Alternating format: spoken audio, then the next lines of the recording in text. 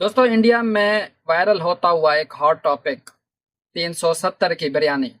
रोहन ने अपनी पहली डेट पर अनन्या को 370 की चिकन बिरयानी खिलाई।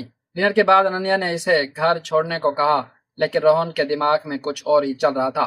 उसने सोचा, मैंने पैसे खर्च किए हैं तो कुछ वसूल तो करना ही होगा। वो अनन्या वो कहती क्या क्या खिलाओगे, मगर तू बता क्या खाएगी। हाँ। तो हमने चिकन बिरयानी खाई। वो हाई होगी 360 370 रुपए की। फिर वो कहती घर छोड़ाओ। महा यार 370 रुपए लगे हैं, मगर वसूल तो करूंगा मैं।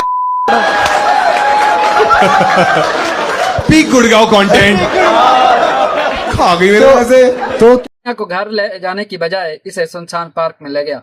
अनन्या ने मना किया, लेकिन रोहन ने उसकी ना को अनसुना कर दिया और उसके साथ जबरदस्ती करने की कोशिश की।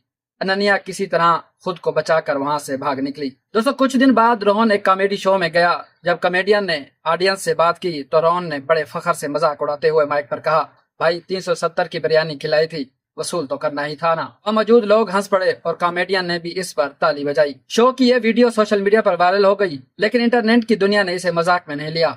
लोगों का गुस्सा भड़क उठा।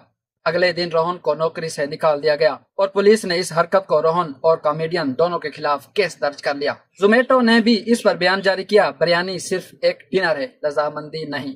जिस 370 को वो अपनी इन्वेस्टमेंट समझ रहा था, उसकी कीमत उसने अब पूरी जिंदगी और इज्जत देकर चुकाई। दोस्तों, इस पूरी कहानी में सबक यह है कि किसी पर पैसे खर्च करना उसको उसकी मर्जी खरीदने का हक नहीं देता। ना का मतलब हमेशा ना ही होता है।